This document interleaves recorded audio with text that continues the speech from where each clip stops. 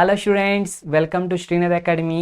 ఈ వీడియోలో మనం ఇంటర్మీడియట్ ఫస్ట్ ఇయర్ ఫిజిక్స్ నుంచి one of the most important 4 marks question discuss చేయబోతున్నాం, which is mention the methods used to decrease the friction. So ఇది laws of motion చాప్టర్లో important 4 mark questions. So ఈ question start చేయే ముందు ఒకసారి ఛానల్ని subscribe చేసేయండి, వీడియోలోకి ఎంటర్ అయిపోదాం.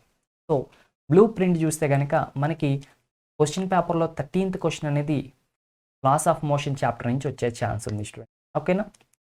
సో ఈ బ్లూ ప్రింట్ ప్రకారం మనం చదువుకుంటున్నాం స్టూడెంట్స్, ఎందుకంటే మన టార్గెట్ 60/60 మార్క్స్. ఈ బ్లూ ప్రింట్ ప్రకారం మనం చదువుకుంటే ఈజీగా హై మార్క్స్ మనం స్కోర్ చేయొచ్చు. ఇంకా లేట్ ఎందుకు, స్టార్ట్ చేద్దాం క్వశ్చన్ గురించి. Mention the methods used to decrease the friction. So ఫ్రిక్షన్ని డిక్రీజ్ చేయడం కోసం ఏమేమి మెథడ్స్ మనం యూజ్ చేయొచ్చో మెన్షన్ చేయమంటున్నారు. అసలు ఫ్రిక్షన్ అంటే ఏంటో తెలుసు కదా students, it is a resistive force అనమాట. అవును కదా? సో ఈ ఫ్రిక్షన్ అనేది దేనివల్ల వస్తుంది అంటే it is because of the irregularities, surface irregularities అని మనకి తెలుసు అనమాట. సో ఈ ఫ్రిక్షన్ తగ్గించాలంటే ఏం చేయాలి?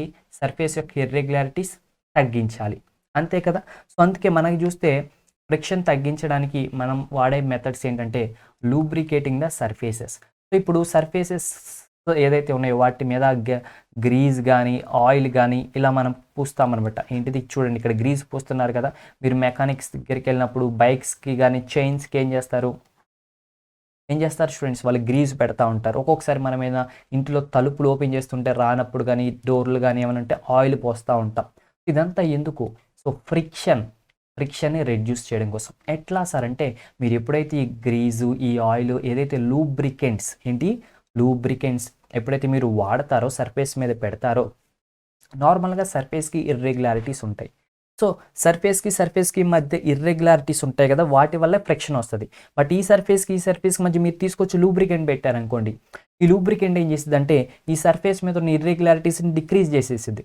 సో ఎప్పుడైతే ఇర్రెగ్యులారిటీస్ తగ్గిపోతుందో ఆటోమేటిక్గా ఏమవుతుంది, ఈజీగా స్లైడ్ అయిపోతుంది అనమాట. అంతెందుకు, మీరు నార్మల్గా నడుస్తున్నారు, అలా కాకుండా ఫ్లోర్ మీద వాటర్ పోసినప్పుడు నడిస్తే ఎంత ఈజీగా నడుస్తారా, జారి పడిపోతారనమాట.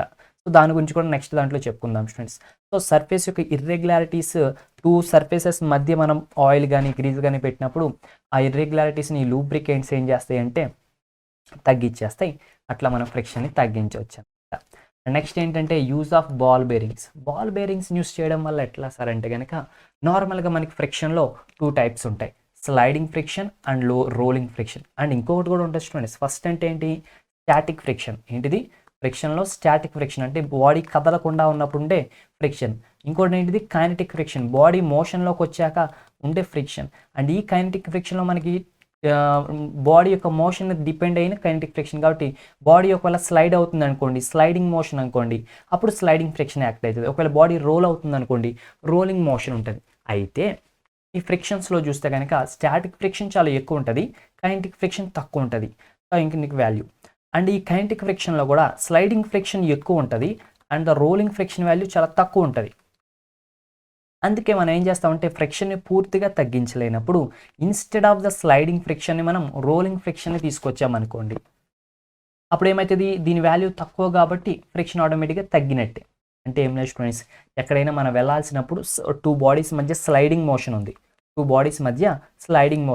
సో 2 బాడీస్ ఒకదాని మీద ఒకటి స్లైడ్ అవ్వాలి అంటే కనుక ఏమవుతుంది, ఎక్కువ ఫ్రిక్షన్ ఉంటుంది, ఎందుకంటే ఎక్కువ స్లైడింగ్ ఫ్రిక్షన్ ఎక్కువ కాబట్టి.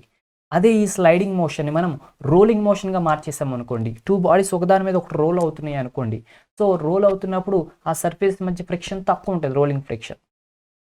అందుకే బాల్ బేరింగ్స్ అంటే మెటల్ బాల్స్ అనమాట స్టూడెంట్స్. సో ఇలా మనం దేంట్లో వాడతారంటే కనుక మనకి వీటిలో మనకి బైక్స్ కానీ సైకిల్స్ కానీ వెహికల్స్ కానీ వీటన్నిటిలో బాల్ బేరింగ్స్ ఉంటాయి స్టూడెంట్స్.